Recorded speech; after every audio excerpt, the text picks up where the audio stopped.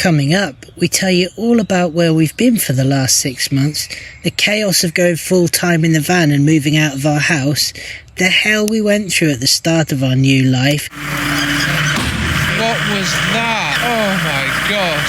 And how we got to where we are now. Did we make it to van life, off-grid heaven? I haven't finished my chocolate. Is this recording? Yeah. Come here. Well done. Turn around. You have to show your best aspect, not your bum aspect. So, We're back. we're back. We never went away, really, but we went No. away on YouTube. It is day 223 of full-time van life. The last time we recorded something, it was day 18. So where have we been in those 205 days? Is that how long it is? 205 days. Ooh. I think you've probably seen the title. We're going to go with something like Motorhome Hell to Motorhome Off-Grid Heaven. Is it possible? Yeah. Did we make it? Did we make it? Well, the answer is yes, But we nearly didn't. but we nearly didn't. When we last spoke, we were down in Dorset Yeah, Chesil Beach. and we were having a storm. After that, we had to go and clear the house. We rented a house and it took us a month of solid, didn't it? Yeah, sorting out everything, going through every room. We had to redecorate it. A million tips to the trip. Even the trip to the tip. Yeah, trying to sell things through Facebook and eBay. Yeah. End up just giving stuff away. We had some help from really, really good people. You know who you are. Thank you so much for all you did. Good friends. Very good. We left at the end of October and drove off into what should have been a beautiful sunset.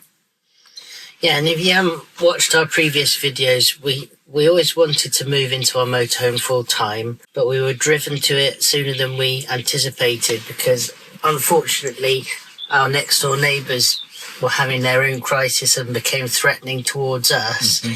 So we had to flee for our own safety. Mm-hmm.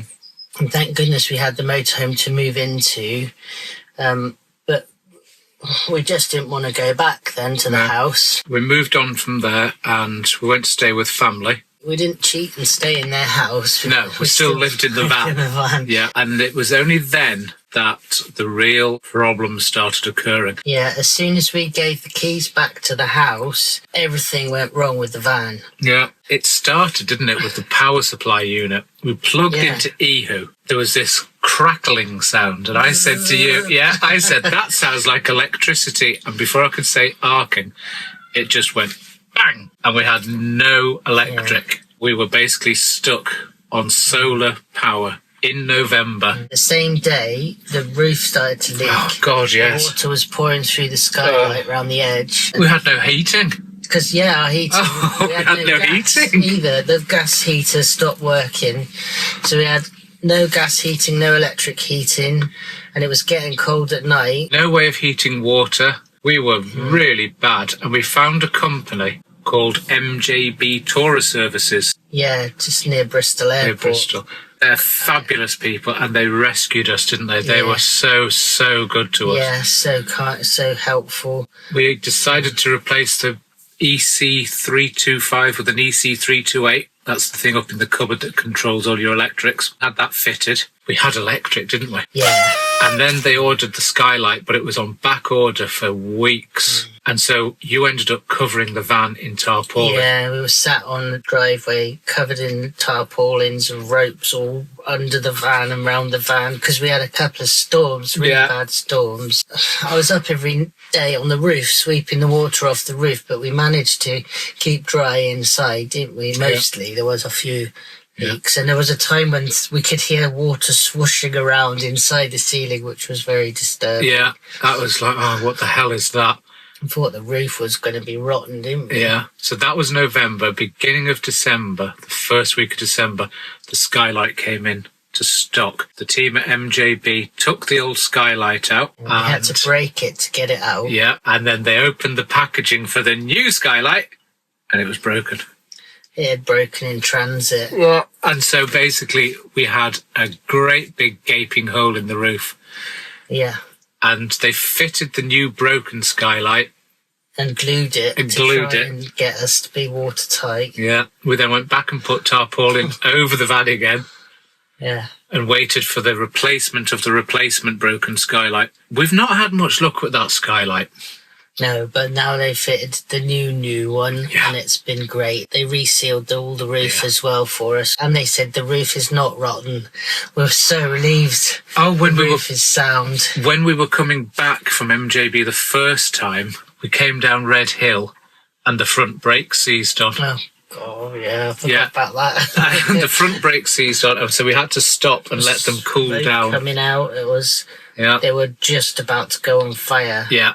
But we managed to limp back to my parents. Yeah. Got back on the drive, found a mobile mechanic. Yeah. Dan. Thank you, Dan. Thank you, Dan. The hero. Who came to our rescue. New pads, new discs, new calipers on the front. Did a great job, and they're good, aren't they? Yeah. And we went, yay, we're free. Yeah, so we've decided to go on a journey. Didn't we come down here to get our new heater? Yes. But on the way back? The clutch packed up just before Salisbury. Yeah. Just about change gear. I was shoving it it was, all the way back. And it was making a racket. And we stopped at a motorhome dealer repair person in Salisbury. Just for some advice, really, isn't it? Like, should we actually just stop? Yeah. Should we stop trying to drive at all? But he said you'd be okay to get back to Somerset. Bristol, Then we were stuck on the drive until we could get a new clutch. Yeah. And so, we had a new clutch fitted, new clutch and slave cylinder fitted, and then we thought, we're free. So we got all ready, went to the shops, packed up with food, said goodbye to the relatives. Yeah. And we set off on our journey to freedom. And we got 15 miles down the road. Oh my gosh. Bamwell. Yeah, that was the worst thing that happened. Bamwell Hill, which is where it's a really busy A road. And it goes really narrow, just going up this really steep hill. So you have to go, let the car go one at a time, even though there's not really any control for the traffic. You just have to rely on people to let you through. And just as we were about to go through there, the clutch went again. Yeah, we'd not even done 20 miles. I'm not a bad driver on the clutch. It wasn't me. No, and we were literally partially blocking the road. It was 4:30 in the afternoon. Yeah, just the beginning of rush hour. Just the beginning of rush hour, and you managed first into you rolled in like someone's driveway, basically. Yeah. So luckily they didn't come out and say, "What are you doing?" Yeah, because we couldn't go anywhere. They mustn't have been in because we were there for the next 12 hours. Yeah, we phoned our rescue, which was provided by the AA, and they said, right, somebody will be with you in the hour, download the app. So we downloaded the app, and it just kept saying, it kept changing, didn't it? Yeah, it would say, they'll be with you in an hour, and then it would just go back by 5 minutes every time it got to the time they were supposed to be there. So phoned them back, and they were like, has nobody been out to you? They thought we were just an inspection or something. Yeah.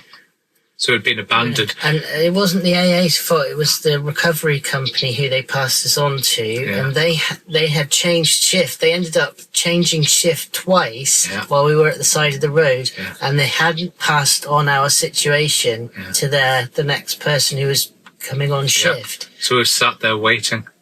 And waiting. And getting beeped at every time with people going past because we were kind of blocking the road. Yeah.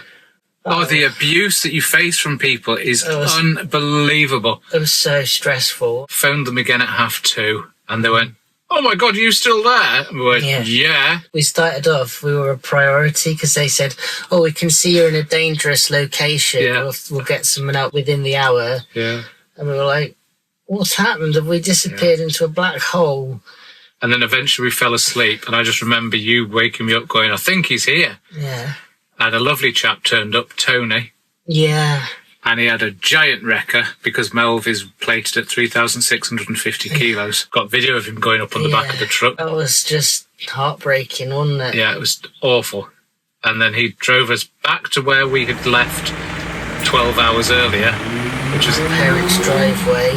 He couldn't get us on the drive because of a neighbour who blocks the road up with cars and vans. Unfortunately, my parents' neighbours are not very nice either. Basically, they're transphobic. And they're boy racers, and they just like to... I got footage because we had to report them to the police because they were racing up down the road at all hours of the morning and shouting at us through our window and saying they're going to smash our faces in. Yeah.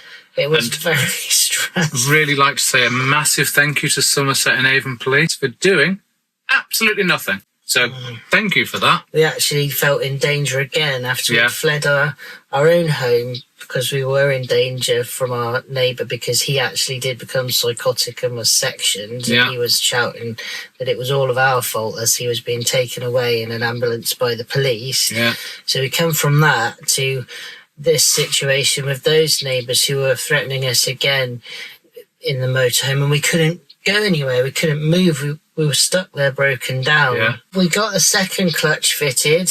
And the reason it failed when we replaced it before was it the master cylinder? The master cylinder's at fault. Yeah, and so if you have clutch failure, for God's sake, replace your master cylinder at the same time as doing your clutch and your slave, because if your master cylinder's buggered, you're just going to use another clutch up. Because we thought there must have been a fault with this clutch that he's put in. But it wasn't that, so so we had to pay for it again, another new clutch, and they're not cheap. No, that took us into January. Yeah, we went up to see your dad in Chester. Yeah, so we saw Dad, then we came back. We did New Year in. What happened on the way back? Oh my God! I took a wrong turn because the sat nav went a bit crazy. And I thought I need to do a U-turn, so I saw a side road. But I went over a pothole in the side road, a massive pothole, and there was this almighty bang. And we didn't know what happened. We thought we'd snapped the suspension spring. The bang was incredible. And we were pooping ourselves all the way back home. We pulled over, was like, is it safe to drive? We did some Googling, didn't we? We couldn't work out exactly what it was, but we narrowed it down to a few things, and we thought, well, if we go slowly, it should be safe to drive. Mm-hmm. All the way back from Chester, every time we turned, it would go bang. But it turned out to be the anti-roll bar. On the offside had snapped, just completely snapped in half. So every time we were going round a corner, it would just come out of place and make this horrible noise. Yeah. And I think the three of us, including the dog, were just totally traumatised by that journey with it going bang, because since then, poor Pickle has been terrified of driving in the van. We've ended up, we have her on a pile of cushions in between us at the front now when we're going away. We have her on her own little seatbelt. Yeah, she can't go anywhere. She's safe. Yeah, she's getting better now. I think the three of us are starting to get our confidence back in Melvyn. I am gripping the steering wheel less tightly now when we're driving. It really was 2.5 months. So from basically the beginning of November to like the second week of January was breakdown after breakdown after breakdown, followed by abuse from people across the road. But so grateful to my parents for letting us stay there. They're superstars. We had one more issue. Did we? Yeah, I just remember we went to put water in one day and you could hear the water going down the chute into the fresh water tank, and then you heard it going and it just came flying out like a volcano. Yes, it's soaking us. Yeah. And we couldn't put any water in the van. No, couldn't do anything. And no drinking water. You eventually got an old piece of cable and you rammed it down the hole. Yeah. And then the water went in. It was, oh, yeah, fabulous. Filled it up and up and up, and it made that noise, didn't it? And it went, yeah. And then it spat out this little bit of plastic, like a cap, wasn't it? A cap off a bottle or something. For some reason, pressure built up, didn't it? And it shot the blockage out, like the Heimlich maneuver. Yeah. What? I don't know how that happened, how we got it. It just came out. To come out. But it came out. Yeah, thank goodness. And we haven't got any leaks. I don't know what that little thing is for, whether it's meant to be in there somewhere doing Still something. got it. We kept it in the cupboard. But it still works. Mel's bottom falls off or something, and it was all down to that one little piece of plastic. Yeah. So, yeah, we had great fun. And we then decided that rather than touring around and trying to find somewhere different to park every night or every other night. Yeah, because we did do that to start with, didn't we? Before we had all the breakdowns, we went to some beautiful places, found lots of nice free park ups. We started in Somerset and Devon and Dorset. Yeah. We explored it. There's lots of really lovely places you can go that you don't have to pay to park. It's all such a blur. So we decided to go off-grid totally. Yeah. And we have basically managed it. Yeah, we've made it through some of the most difficult times either of us have experienced. So if you're thinking of moving into a van and leaving a house, bricks and mortar, just have some like backup plans. At least have somebody where you can stay on their drive if it all goes boobies up. Yeah. And but we came here to the New Forest when we got our new heater, and we'd never been here really before, and it is beautiful. It's like paradise to us. Yeah. And so we thought, let's give ourselves a break and just stay here. So we've just been staying in the New Forest ever since, and we love it. Yeah. We've got the van to the point whereby we don't need electric hookup. Totally off-grid now in Melvyn, and it's great. Absolutely brilliant. We've got everything we need now. We couldn't rely on solar over the winter. Got a little generator, got a little EcoFlow battery. Yeah, so we've made it. Eventually we have gone from van life hell to off-grid heaven. Yeah, definitely. So if you want to go from van life to off-grid heaven, you need to like, comment, subscribe, I don't know. And go to our website, bonjourmotorhome.com, and join us there. Yeah, we're going to pick up where we left off, and we're going to start sharing everything we've learned from our journey. Hopefully help people to avoid some of the nightmares we've been through. Yeah, avoid the nightmares, buy the right kit, and what to do when the shit hits the fan. Yeah. It was hell, but we did make it through it.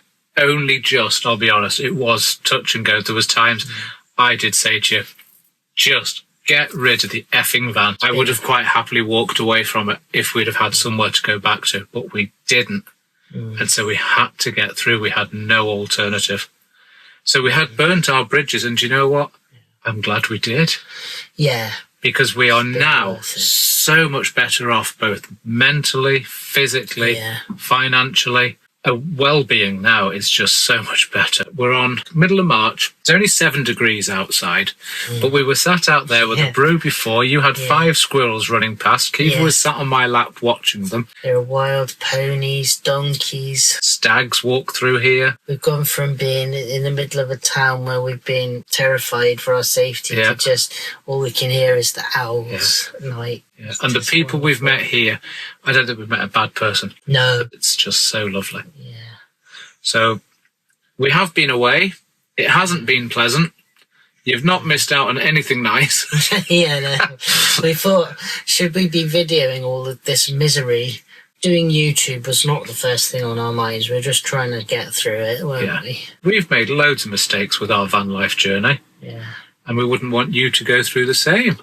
But if you've made mistakes, let us know what your biggest is, or what your biggest regret is. Yeah, what's the worst thing that's ever happened to you in your van? Let us know. So, thanks for watching. Keep tuned in. Don't forget to subscribe. It doesn't cost anything. Yeah. And all of that bump that people always tell you at the end, which is really annoying. Do subscribe, though. It really helps do subscribe. us. It helps us keep going. Catch you soon. Bye for now. Bye-bye. Is that okay? Yeah. Boop.